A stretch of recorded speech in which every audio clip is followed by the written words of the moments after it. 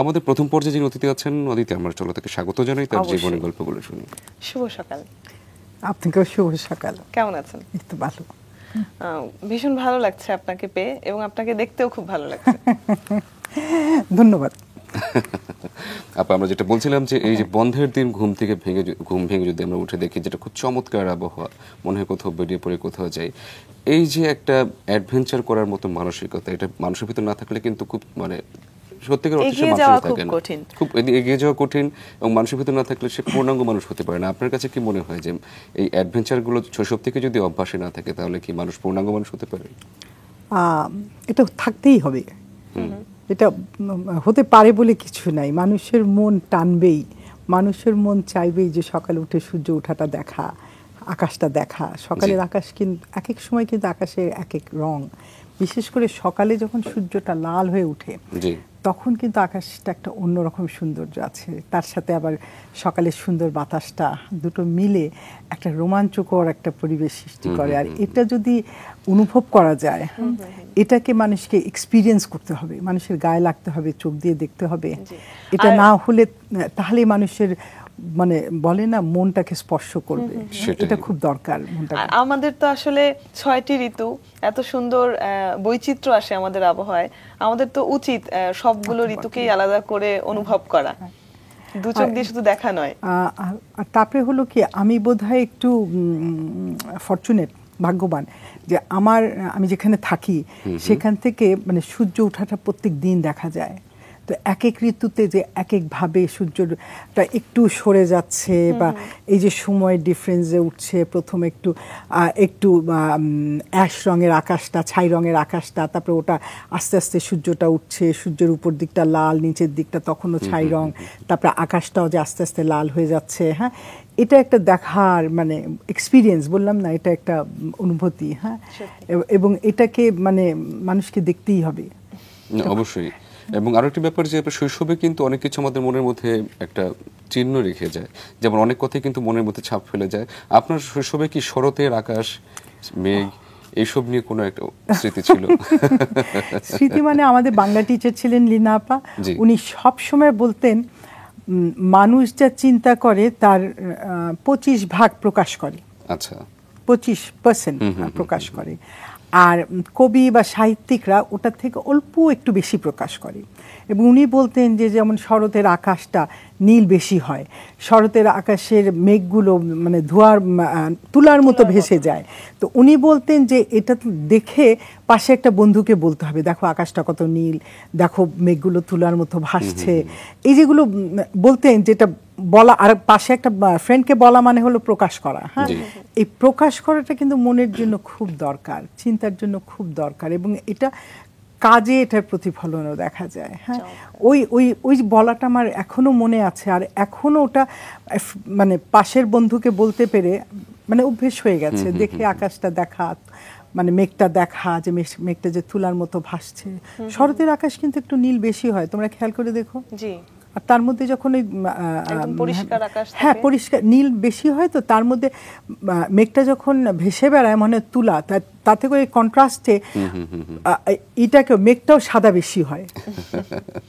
হ্যাঁ, তাই এটা কিন্তু তোমার খেয়াল করো। আমার কিন্তু ছোটবেলায় এই যে বাংলা লীনাপা বলেছিলেন, ওটা খেয়াল কিন্তু আজও, এত বয়স হয়ে গেছে, আজও কিন্তু ওই শরতের সময় একটু আকাশটা দেখি। আর ছোটবেলার এরকম কিছু ব্যাপার সারা জীবন মনে থাকে, এবং সারা জীবনই একটা ধাপ, বয়সের এক একটা ধাপ পার হয়, আর মনে হয় নতুন করে সেটার একটা অর্থ বুঝতে পারা যায়। তা তো বটেই। যেমন আমি ছোটবেলায় যখন স্কুলে যেতাম, আমরা থাকতাম বক্সিবাজার, সেখান থেকে আমি ভিকারুননিসা নূন স্কুল যেতাম বেলি রোডে। যাওয়ার পথে রিক্সায় করে যেতাম, যাওয়ার পথে আমাদের ফরেন অফিসের সামনে যে আইল্যান্ডটা, সেখানে একটা গাছের মধ্যে একটা বগনভিলিয়া ফুলের গাছ ছিল, এবং বিরাট গাছটার মধ্যে বেয়ে উঠে গেছিল, এবং ওটায় ফুলটা হতো বেগুনি রঙের, একটা মেজেন্টা বেগুনি বলে না, সেই বেগুনি রঙের। সেই দৃশ্যটা না এখনো আমার চোখে একেবারে লেগে আছে। আচ্ছা, সেটা শেষ করে আর একটু এগোলে এখনকার মৎস্য ভবনের সামনে আমাদের রমনা পার্ক আছে, সেখানে কিন্তু লাইন ধরে রাস্তার পাশে ছিল কৃষ্ণচূড়া গাছ। এবং সেটা ফুলে যখন একেবারে লাল হয়ে যেত মনে হতো আগুন ধরেছে। জি। হ্যাঁ, সেটাই কিন্তু তখন মানে রং যে কত ইম্পর্টেন্ট, হ্যাঁ, যে চোখে একটা বেগুনি রং, বেগুনি গোলাপি রংটা দেখতাম বগনভিলার, এই যে কৃষ্ণচূড়া লাল, কত বয়স কম তখন, স্কুলে 5-6-এ পড়ি, কিন্তু এখনো মনে আছে। এখনো ওই যে মানে মনে হয়, মানে তাই রাস্তায় ফুল দেখলে মনটা না মানে কি বলবো, খুশি হয়ে যায়। এখনো কতগুলো রাস্তায় আমাদের ফুলের গাছ আছে এখন, যেমন আমাদের লেকের পাশে, ক্রেসেন্ট লেকের পাশে কৃষ্ণচূড়ার ইগুলো গাছগুলো আছে। তারপরে ওখানে সংসদের ওখানে কতগুলো রং, হ্যাঁ ওখানে আছে, হ্যাঁ ওখানে বান্দর লাঠি বলে বা রঙ্গলু বলে ওটাকে, হ্যাঁ সে বা সোনালি বলে, যে হ্যাঁ সোনালু বলে। হ্যাঁ, তো এই গাছগুলো পুরো ঢাকা শহর জুড়ে আসলে এরকম অসংখ্য বৃক্ষ ছড়িয়ে আছে, আমরা হয়তো খোঁজ রাখি না, আমরা এই কংক্রিটের মধ্যে অভ্যস্ত হয়ে গেছি। আপনি যখন এগুলোর কথা নিয়ে বলছেন, দর্শকরা হয়তো একটু চিন্তিত যে কেন গাছ নিয়ে কথা হচ্ছে, কেন এই রং নিয়ে তো কথা হচ্ছে। আমরা এই প্রশ্নগুলো একটু উত্তর তাদের কাছে পৌঁছে দেবো। আপনার সবাইকে একটু ছোট্ট করে আবার পরিচয় করিয়ে দিই দর্শককে। দর্শক, আমাদের সঙ্গে যিনি রয়েছেন লায়লুন নাহার ইকরাম সেমি, যিনি কথা বলছেন ফুল নিয়ে, যিনি কথা বলছেন রং নিয়ে। আপনারা ভাবছেন তিনি কি একজন কবি? অবশ্যই তিনি একজন কবি। তিনি একজন খ্যাতিমান স্থপতি, স্থাপত্য দিয়ে তিনি কবিতা রচনা করেন। তিনি খ্যাতি করিয়েছেন নগর ভবনের নকশা করেই, কারণ এটি বাংলাদেশের ঐতিহ্যবাহী গুরুত্বপূর্ণ ভবনের তালিকাভুক্ত। বর্তমানে তিনি এশিয়ান ডেভেলপমেন্ট টেকনোলজি সেন্টার অর্থাৎ এডিটিসি এর প্রেসিডেন্ট এবং engineers and consultants Bangladesh limited অর্থাৎ ইসিবিএল এর ব্যবস্থাপনা পরিচালক। তিনি ঢাকা এক্সচেঞ্জের পরিচালকের দায়িত্ব পালন করেছেন। ব্যক্তিগতভাবে সাহসী, সফল লায়লুন নাহার সেমি উদ্যোক্তা হিসেবেও তার অবস্থান সুদৃঢ় এবং সফলতার চিহ্ন রেখেছেন।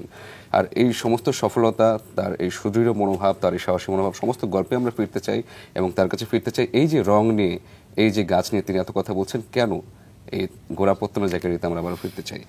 যেটা আমরা বলছি, এই যে স্থাপত্য, এই যে রং, এই যে গাছ, এরকম সমস্ত কিছু রয়েছে, মানে এগুলো বোধহয় শৈশব থেকে যদি তৈরি না হয়, পর্যবেক্ষণ ক্ষমতাগুলো বা এই অভ্যাসগুলো, যেমন আপনার শিক্ষিকা আপনাকে বলেছিলেন যে শরতের আকাশ, তাই না অদিতি? এই যে ছোটবেলার কথা হচ্ছিল, ছোটবেলা থেকেই কি ভেতরে একটা সৃষ্টিশীল ব্যাপার ছিল, বা যখনকার কথা আপনি বলছেন বকশীবাজারে বেড়ে ওঠা, তখনকার পরিবেশটাই বা কেমন ছিল? আমাদের বকশীবাজার বাসাটা এটা একটা কি বলবো, ওপেন হাউস। আর মানে এখানে অনেক সাংস্কৃতিক দল, হ্যাঁ, বা ধরেন পলিটিক্যাল দল, আমার ভাই বোনরা ভীষণভাবে পলিটিক্স করতো, হ্যাঁ, সেখানকার মিটিংগুলো হতো। তারপরে ওদের সংস্কৃতি সংসদের প্রথম সেই গানের অনুষ্ঠানগুলো, সেই গানের রিহার্সেলগুলো, হ্যাঁ, সেই তখনকার যে আমাদের এখানে যে সাংস্কৃতিক আন্দোলনটা শুরু হয়, আমার মনে হয় সেই সাংস্কৃতিক আন্দোলনের শুরুটায় আমাদের সেই বাবার বাড়িটা ভীষণ একটা অবদান আছে। সেখানে সব রিহার্সাল হতো। তারপরে এই যে আজকের যে নাটক যেখানে এসে দাঁড়িয়েছে, তারও কি প্রথম নাটকের রিহার্সেল ওই বাসাতেই হতো। তাই ছোটবেলায় না এই সাংস্কৃতিক লোকগুলোর মধ্যে দিয়েই মানে ছোটবেলাটা কেটেছে। প্রগতিশীল, হ্যাঁ হ্যাঁ, সাংস্কৃতিক পরিবেশ ছিল বাসায়। সেই মিটিং মিছিল হচ্ছে, তার মধ্যে গানের রিহার্সেলও হচ্ছে।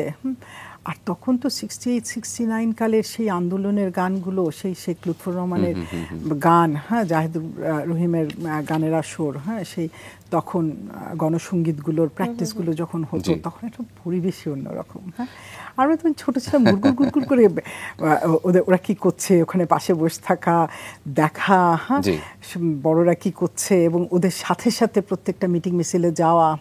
তো তাতে করে ছোটবেলাটা মনে হয় কি এত রিচ আমাদের ছোটবেলাটা। আর আমাদের ছেলে মেয়েদের ওদের দেখলে মনে হয় কি ওদের ছোটবেলার দৈন্যতা মনে হয় আমাদের ছোটবেলার তুলনায়।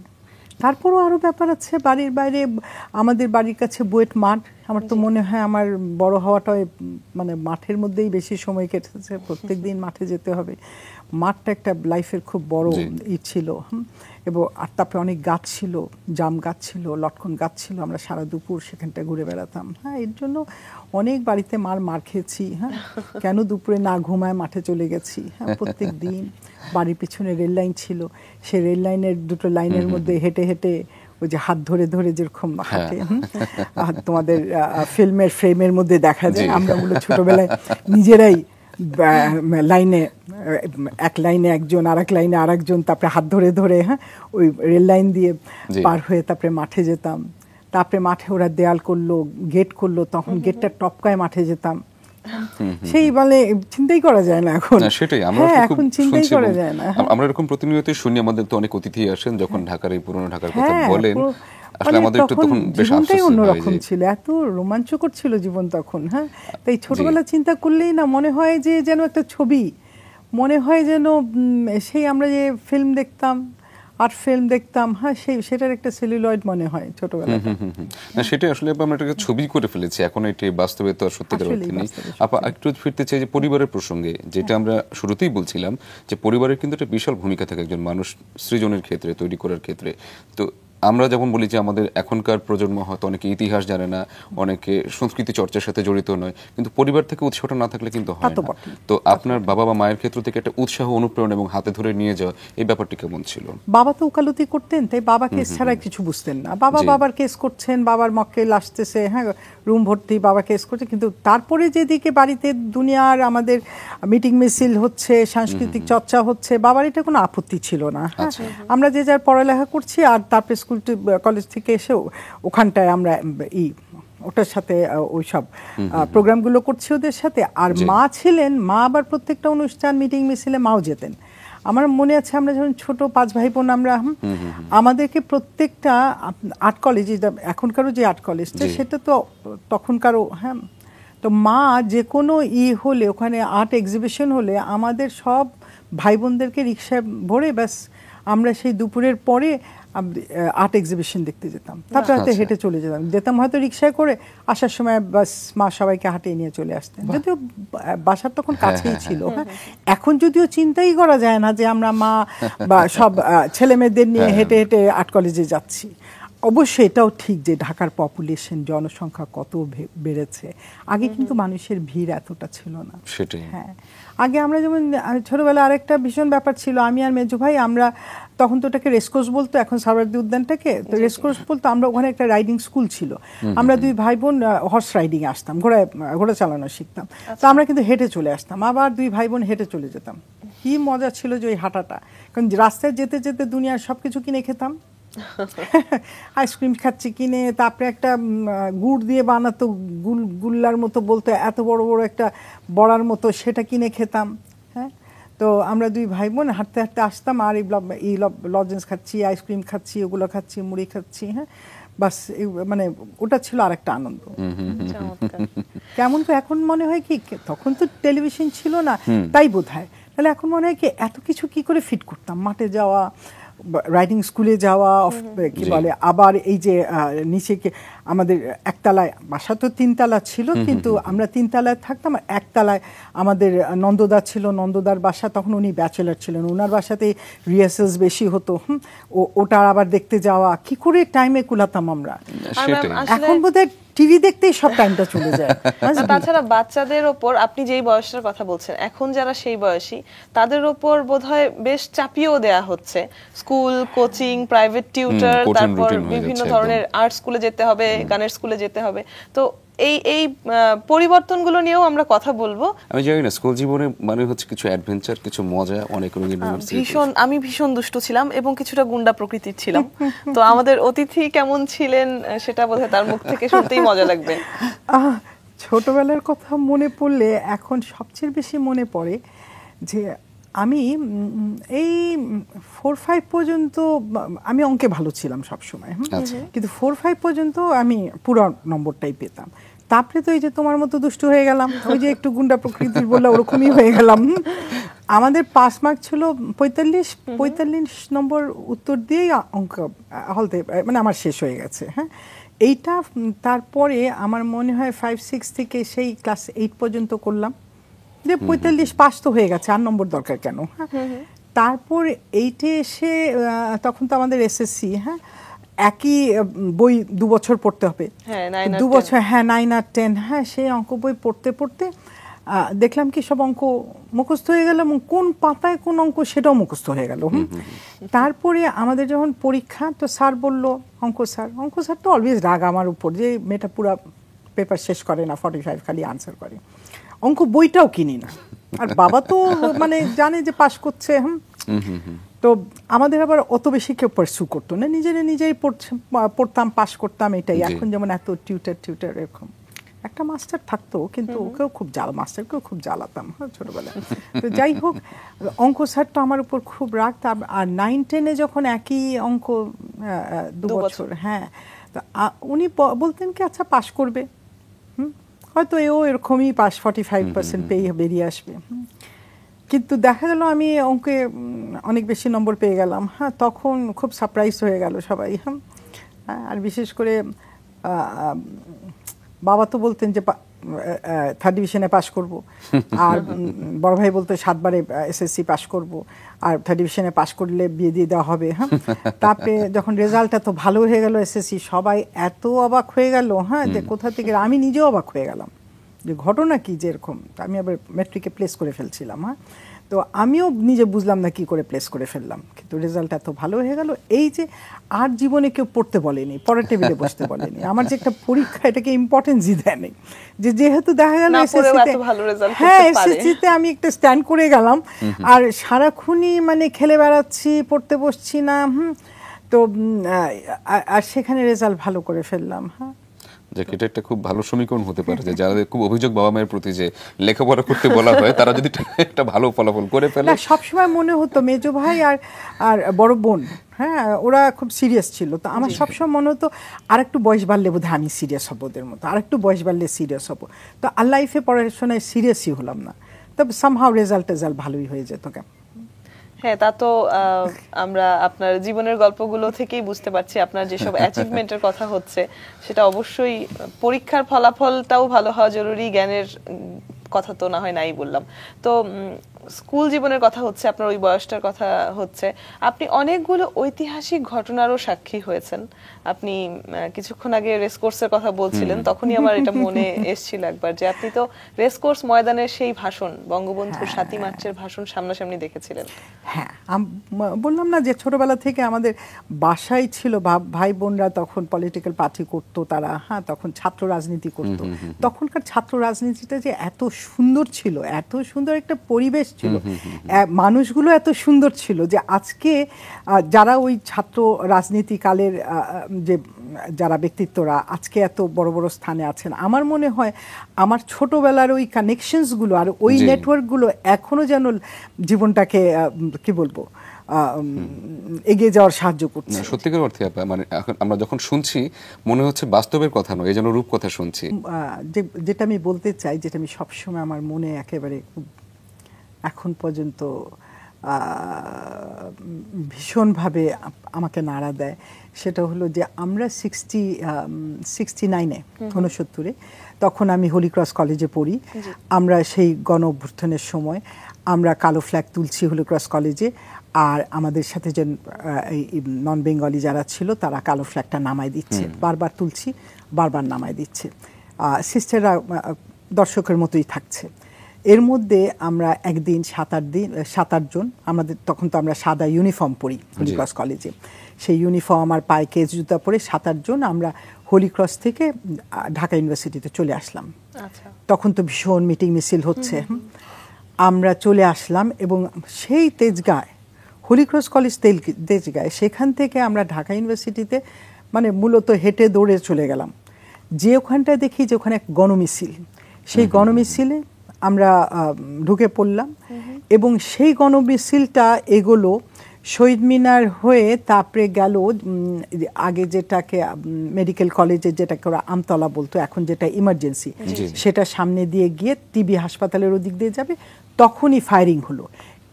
এটা কিন্তু যখন যেদিন আসাদ মারা গেল, আমার মনে হয় তখন টিয়ার গ্যাস মারাতে তখন ছত্রভঙ্গ হয়ে গেল সবাই।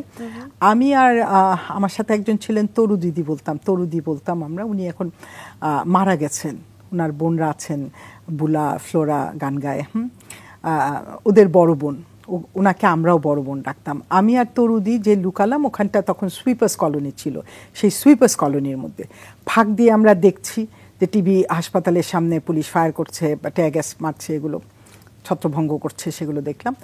তখন তরুদি ওদেরকে জিজ্ঞেস করলো, আমরা তো সকাল থেকে দৌড়াদৌড়ি সবাই, তরুদি জিজ্ঞেস করলো যে এই তোরা কী রেঁধেছিস। তো ওরা বললো কি যে ওরা টমেটো দিয়ে আলু দিয়ে মটরশুঁটি দিয়ে রেঁধেছে।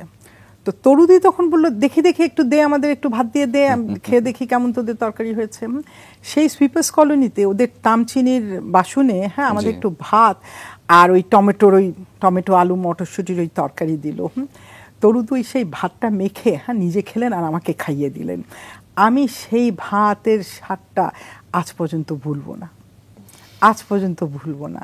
আর তখন সেদিনই সে আসাদ মারা গেল, যার থেকে আমাদের গণ আন্দোলনের সেই বিরাট মানে সূত্র শুরু হয়ে তখন সেদিনই মারা গেল।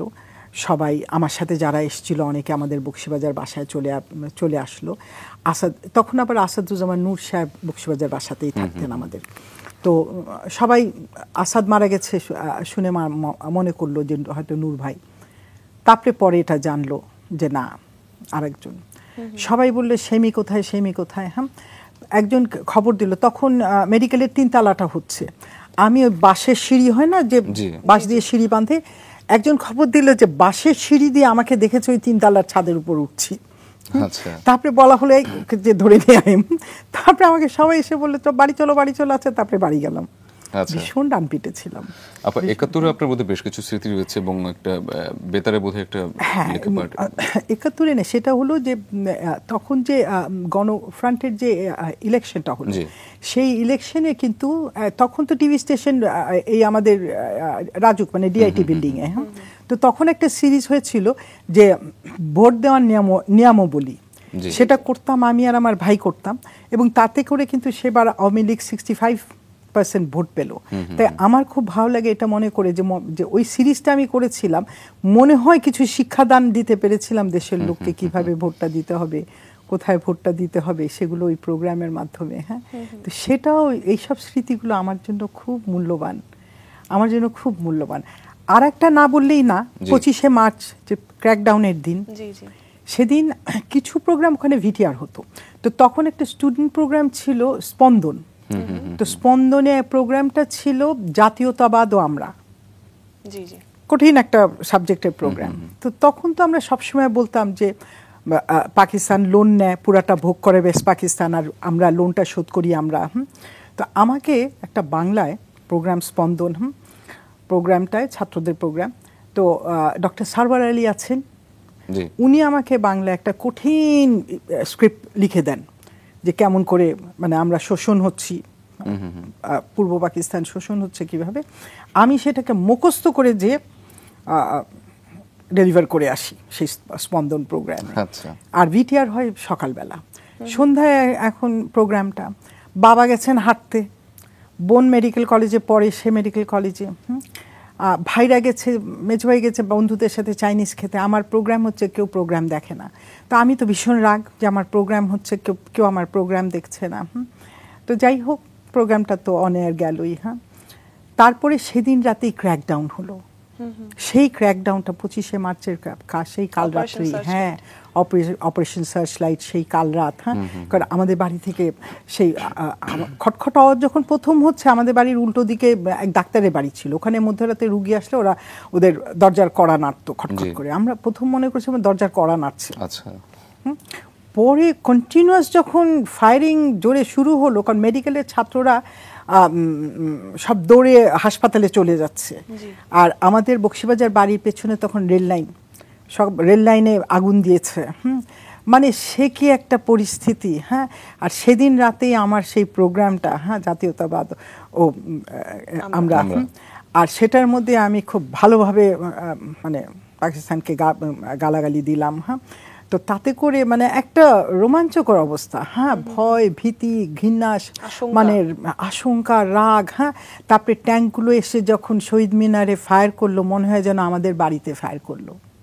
সবচেয়ে ঐতিহাসিক হলো আমাদের বকশীবাজার বাসা, যেটা এখনো আছে আমাদের, ওখানে আমাদের খাওয়ার ঘরটার জানলার মধ্যে একটা বুলেট এসে যে লাগলো, সেই বুলেটের ফুটাটা এখনো আছে। সেই জানলাটা উইথ দ্য বুলেট এখনো আছে। ওটা কি কত ঐতিহাসিক রোমহর্ষক অভিজ্ঞতা হ্যাঁ, এবং বর্ণনা। আমার একটা ব্যাপার হয় মৃদুল, জানি না তোমার হয় কিনা, এরকম অতিথি যারা আসেন যারা বিভিন্ন ঐতিহাসিক ঘটনার সাক্ষী, কালের সাক্ষী, মুক্তিযুদ্ধ বা 69 গণঅভ্যুত্থান, হ্যাঁ, তো তাদের কথা শুনলে আমার মাঝে মাঝেই আফসোস হয় যে সে সময় তো ছিলাম না। এটা তো তুমি আমাদের এই একদম প্রজন্ম আমার মনের ছিল কথা না। বলেছো যে আমরা এখন যেহেতু তারপরে আরো ব্যাপার আছে। তখন তো যখন ইসে ফায়ারিং হলো দুদিন পরে শহীদ মিনারে, মনে হলো যেন আমাদের বাড়িতে আমরা সেই মাটিতে শুয়ে পড়লাম। তারপরে যখন মেডিকেল হাসপাতালে স্ট্রাফলিং হলো, মনে হলো সেই প্লেনটার নিচে যেন আগুন ধরে গেছে। হ্যাঁ, মানে স্ট্রাফল করছে, তখন বয়স কত কম না, তখন উপরের দিকে তাকিয়ে যে প্লেন নিচু হয়ে নেমে স্ট্রাফল করছে, তখন মানে প্লেনের তলাটা লাল হয়ে গেছে, সেটা ছিল একটা অনুভূতি।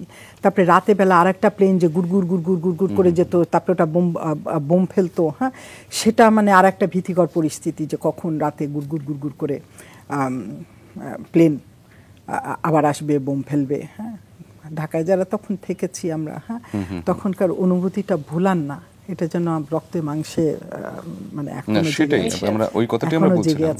জি, যে আমরা ওইটাই বলছিলাম যে আমরা যারা সেই সময় জন্মাইনি বা সেই সময়কে দেখিনি, আমরা কিন্তু মানে মনে করি না বা বিশ্বাস করি না যে আমরা আসলে দেখিনি। আপনাদের চোখ দিয়ে আমরা বারবার দেখি এবং বারবার ফিরে যাই। তোমরা কিন্তু শুনে শুনে তোমাদের দেখা হয়েছে, শুনে শুনে আমাদের দেখা হয়েছে।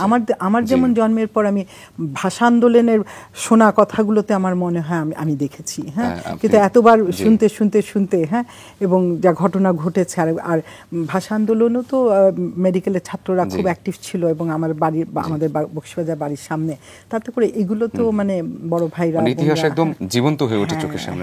এমন প্রসঙ্গ নিয়ে আবারও চলে আসতে চাই আপনার কাছে। আমি বলবো যে ইতিহাসের যে অধ্যায়গুলো তুলে ধরলেন আমাদের সামনে, আসলে মুক্তিযুদ্ধ বা বাংলাদেশের স্বাধীন হওয়ার যে লম্বা গাথা, তা নিয়ে যদি কথা বলতে হয় তাহলে পুরো রাঙা সকালটাই শেষ হয়ে যাবে, পুরো দিন শেষ হয়ে যাবে। সত্যি। তো আমরা আবার আসলে আপনার জীবনের গল্পে ফিরে আসতে চাই। এখনকার যে সেই আপনি হয়ে ওঠার যে গল্পগুলো, আপনি ভালো রেজাল্ট করতে করতে ম্যাট্রিক, ইন্টারমিডিয়েট শেষ করলেন, এরপর আইন নিয়ে পড়ার ইচ্ছা ছিল, বুয়েটে ভর্তি হলেন।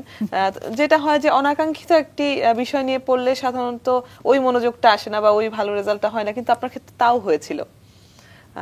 আসলে ছোট থেকেই বাবা যেহেতু ওকালতি করতেন, হ্যাঁ, কথা ছিল আমি ল পড়বো, কিন্তু ইন্টারমিডিয়েট পাশ করার পরে আমরা সব ঢাকা ইউনিভার্সিটির হলগুলো ঘুরলাম, তারপরে বুয়েটের বিল্ডিংটা দেখে, নতুন বিল্ডিং হয়েছে, হ্যাঁ, বিল্ডিং দেখে খুব আকর্ষণটা ওখান থেকে আসলো। এবং ওখানে আগে একটা পুকুর ছিল, সেই পুকুরের উপর হঠাৎ দেখে নতুন একটা বিল্ডিং হয়ে গেছে এবং খুব নতুন ডিজাইনার, মডার্ন ডিজাইনার এই দেশে একটা বিল্ডিং হয়ে গেছে। ওখানে যে দেখলাম 1000 জন পরীক্ষা দিচ্ছে। এখন আমাদের বিকানেস্টার স্কুল থেকে পরীক্ষা দেওয়া অভ্যেস ছিল আমাদের, সপ্তাহে 3 দিন পরীক্ষা দিতে হতো, তাতে করে পরীক্ষা ওয়াজ ভেরি সিম্পল। হ্যাঁ, তো পরীক্ষা দিয়ে দিলাম 1000 জনের মধ্যে, দেখলাম ওখানে সেকেন্ড হয়ে গেলাম। এখন আর্কিটেকচার কি এটা ভালোভাবে না বুঝেই ঢুকে পড়লাম।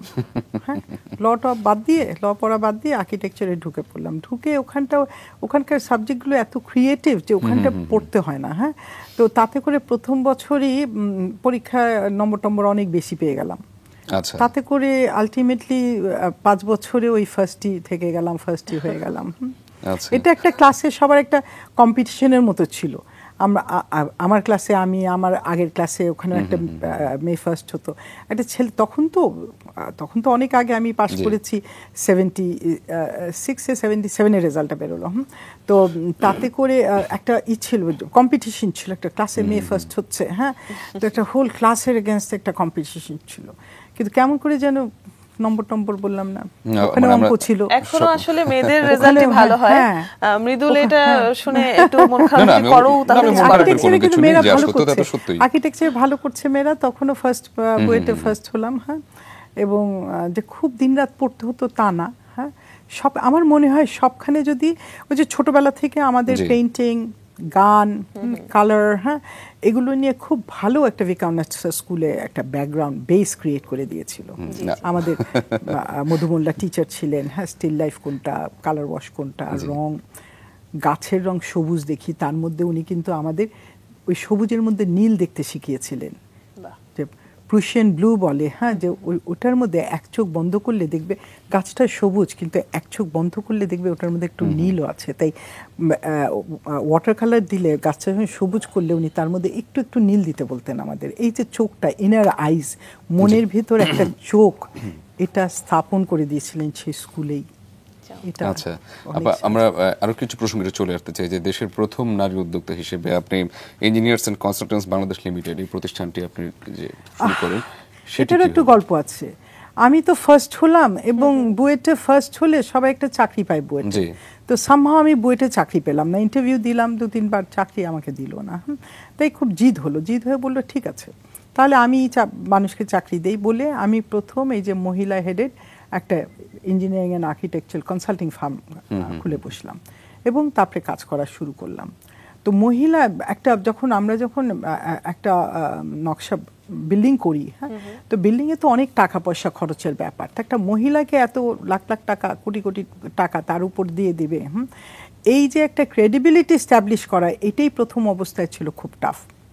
হ্যাঁ, তারপরে অনেক মানে যেটা অন্যান্যরা ছেলেরা হয়তো লোক পাঠালে, ইঞ্জিনিয়ার পাঠালে, এমপ্লয়ি পাঠালে হয়ে যেত, আমার ক্ষেত্রে যে আমাকে নিজেকে ইমপ্রেস করতে হতো এবং ডেলিভারিটা খুব মানে ভালোভাবে করেই, কিন্তু টাইমলি আর গুণগত মানভাবে, মানে একটা আমাদের যেটা বলে এস্থেটিক্স, কোয়ালিটি, টাইম, হ্যাঁ, এগুলো মেনটেন করাতেই বোধহয় আমি একটা নিজেকে প্রতিষ্ঠা করতে পেরেছি। একজন নারী উদ্যোক্তার আসলে এই ধরনের যে আমি বলবো মানসিক যে বাধাগুলো, সেগুলোই সবচেয়ে বড় বাধা, সবচেয়ে বড় প্রতিবন্ধকতা। সত্যি তো আপনি নারী উদ্যোক্তা হিসেবে শুরু করলেন কাজটা, হয়তো একটা জেদের বসেই, কিন্তু কি চমৎকার এগিয়ে গেলেন। আর আমাদের দেশের বিভিন্ন উল্লেখযোগ্য যেগুলো স্থাপনা, সেগুলোর সঙ্গে আপনার সরাসরি একটা ওতপ্রোত যোগাযোগ ছিল। আপনার প্রিয় স্থাপনাগুলো সম্পর্কে আপনার মুখ থেকে একটু শুনি। আমার সবচেয়ে হলো আমার জীবনে যে আমি যখন কাজ শুরু করি তখন তো বয়স অনেক কম ছিল। হ্যাঁ, তো আমার প্রথম এগ্রিমেন্ট, বড় কাজের এগ্রিমেন্টটা সাইন করতে যাব, তখন আমার প্রথম ছেলেটা হয়।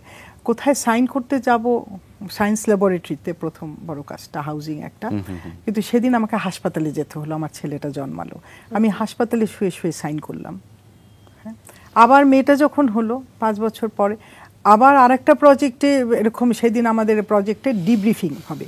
তো আমার 7 মাস আমি প্রেগনেন্ট, তো তখন হঠাৎ করে আমাকে হাসপাতাল যেতে হলো, পানি ভেঙেছে। তখন 7 মাসে আমার মেয়েটা হলো। সবাই বললো আমি যদি কাজ না পাই আমার মেয়েটা অপয়া। ওখানেও একটা ডিজাইন কম্পিটিশনের ব্যাপার, আমরা ডিজাইন কম্পিটিশনে ডিজাইন সাবমিট করেছি। সবাই বললো যে এরকম যদি কাজ না পাই তাহলে মেয়ে অপয়া। তো ভাগ্যিস কাজটা পেয়েছিলাম। তারপর আমরা তো নগর ভবনও কম্পিটিশন করেছি আমরা। হ্যাঁ, এবং আমি যেটা মনে করি যে একজন স্থপতি, অ্যাটলিস্ট আমার ক্ষেত্রে, আমি প্রথমে কাগজে নকশাটা নামানোর আগে চোখটা বন্ধ করে আমি মাটিতে দালানটা দেখতে পারা, এটা হচ্ছে আমার একটা নিজস্বতা। আমি এইভাবেই আমার প্রত্যেকটা প্রজেক্ট দেখেছি। প্রথমে চোখ বন্ধ করে আমি মাটির উপর বিল্ডিংটা কেমন দেখতে চাই। হ্যাঁ, তাতে করে একটু নগর ভবনের তখন যখন আমরা কম্পিটিশনে সাবমিট করলাম ডিজাইন আর মডেল শুদ্ধ, আমার মনে আছে তখন সবাইকে, কমিশনার সাহেবদেরকে একটা শিট দেওয়া হয়েছিল 50 নম্বরে নম্বর দিতে, যেহেতু আমাদের ডিজাইনটা একটু ক্লাসিক্যাল নকশা। তো তাতে অনেকে, আমার মনে আছে, সবাইকে 0 দিয়ে আমাদেরকে পুরো নম্বরই দিয়েছিল।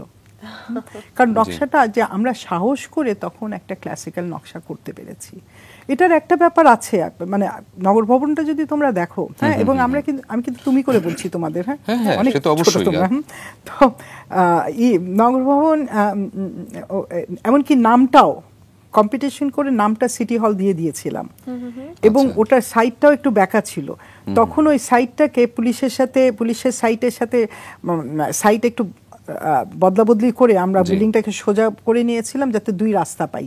ওদিকে ফিনিক্স রোড আর পিছনে হলো এটা ফুলবাড়িয়া রেল লাইনটা। তখন আর রেল লাইনটা তো আমার বাবার বাড়ির পিছন দিয়ে যেত, তাই রেল লাইনটা ছোটবেলা থেকে, আমার জন্মের পর থেকেই ওই রেল লাইনটা মানে জীবনের একটা অংশ, অনেক স্মৃতিবহুল, অনেক প্রিয়। স্মৃতিবহুল। হ্যাঁ, সেই রেল লাইনে হাঁটা, রেল লাইন বন্ধ তখন পার হওয়া, ট্রেন দাঁড়ায়, ট্রেনের ভিতর দিয়ে পার হওয়া, স্টেশনটা কেউ গেলে স্টেশনে যাওয়ার সময় জি। ট্রেন থেকে কিছু লজেন্স ছুঁড়ে মারা, হ্যাঁ, আর সারাদিন সেগুলো টোকানো। তো সেই ফুলবাড়িয়া পাশেই কিন্তু নগর ভবনটা হওয়া, এবং একদিকে পুরনো ঢাকা, একদিকে নতুন ঢাকা, হ্যাঁ, এবং দুই দিকেই কিন্তু বিল্ডিংটা একেবারে একই, মানে সিমিলার, হ্যাঁ, সিমেট্রিক্যাল, হ্যাঁ, যাতে করে একটা ব্যাকড্রপ হিসাবে পুরনো ঢাকাটা দেখতে পারে এবং সামনের ঢাকাটা দেখতে পারে। জি। তাই বিল্ডিংটা লিনিয়ার, এটা ব্যাকড্রপ দুটো শহরের। তার কারণ এটা সিটি হল যেটাকে বলে, নগর ভবন, জি। যেটাকে ট্রান্সলেট করে আমরা নগর ভবন পরে করলাম। হ্যাঁ, তো তাতে করে ওটা থাকে হিস্টোরিক্যালি একটা শহরের মধ্যে থাকে, মধ্যেখানে থাকে, এবং রাস্তাগুলো রিং হয়ে হয়ে জি। হয়। তো আমাদের এখানটায় সেই স্কোপটা ছিল না, তাই আমরা লিনিয়ার একটা বিল্ডিং করে সামনে একটা নতুন ঢাকা, পিছনে একটা। পুরনো ঢাকা, হ্যাঁ, as a divider, as a drop wall, হ্যাঁ, হিসাবে এই নকশাটার এই লিনিয়ার ফর্মটা নেওয়া হয়েছে। না, খুবই চমৎকার একটি স্থাপনা হয়েছে। আমরা একদম অনুষ্ঠানের শুরুতেই কিন্তু আমরা যেটা বলছিলাম যে স্থাপত্য দিয়েও কিন্তু কবিতা রচনা করা তা যায়। তো বটেই। হ্যাঁ, তাই না অদিতি? তুমি দেখো যে আপা যখন, আপার এই কথাটা কিন্তু আমাদের, তোমার নিশ্চয়ই মনের মধ্যে খুব প্রভাব ফেলেছে যে চোখ বন্ধ করে আপনি বিল্ডিংটা দেখতে পাচ্ছেন। শোনো, একটা হলো আমরা তো স্থপতি, আমরা স্পেস নিয়ে কাজ করি। জি। স্পেস হচ্ছে স্থান, এই স্থানটা কিন্তু মনের ভেতর আছে, চোখের স্থান আছে, মনের স্থান আছে, জি। এবং এই দালানটার জন্য, বিল্ডিংটার জন্য কিন্তু স্থান। হ্যাঁ, কিন্তু বিল্ডিংটা যদি কেবলমাত্র মাটির উপর, আমরা কিন্তু সবুজ দিয়ে শুরু করেছি, গাছ দিয়ে শুরু করেছি, ফুল দিয়ে শুরু করেছি, রং দিয়ে শুরু করেছি, জি। এবং এই ফুলে কিন্তু প্রজাপতি আসে, তুমি দেখবে এখন যেখানেই ফুল আছে সেখানেই প্রজাপতি আসবে, সেখানে রঙিন পাখি আসবে। জি। তার মানে কি, আমরা এই যে এনভায়রনমেন্ট যেটাকে বলি, হ্যাঁ, এনভায়রনমেন্ট খালি তো এমনি খালি গাছ হলে তো জঙ্গল হয়ে গেল, এই যে সেটাই। ফুল, গাছ, মানুষ, পাখি, হ্যাঁ, সৃজনশীলভাবে পুরো জিনিসটাকে হ্যাঁ, বিন্যাস হ্যাঁ, করা। তাই কেবলমাত্র বিল্ডিংটা যদি দাঁড়ায় থাকে, ওটা হলো একটা দালান। স্থাপত্য বা আর্কিটেকচার হবে যখন ওটার সাথে গাছ থাকবে, মাটি ঘাস থাকবে, পানি থাকবে, ওটার সাথে স্কাল্পচার থাকবে, হ্যাঁ, ভাস্কর্য থাকবে, পুরোটা মিলিয়ে একটা একটা পুরোই। হবে। আমরা এরকমটাও মনে করি যে আমরা চোখ বুঝে বাংলাদেশটাকেও সেরকমই দেখতে চাই, যে সেটা কেমন হবে, এবং সেই স্থাপনার ক্ষেত্রে মনে করি যে আমাদের সবার ভূমিকা রাখার প্রয়োজন আছে। আপনারা তো আপনাদের ভূমিকা রেখেছেন, নতুন প্রজন্মের হাতে নতুন ভূমিকা আসলে এগিয়ে তারপরও যেতে কিন্তু হবে। আমাদের দায়িত্ব অনেক, আমার মনে হয় স্থপতি, প্ল্যানার্স, হ্যাঁ, জি। দায়িত্ব অনেক আমাদের। অবশ্যই। জি, অবশ্যই।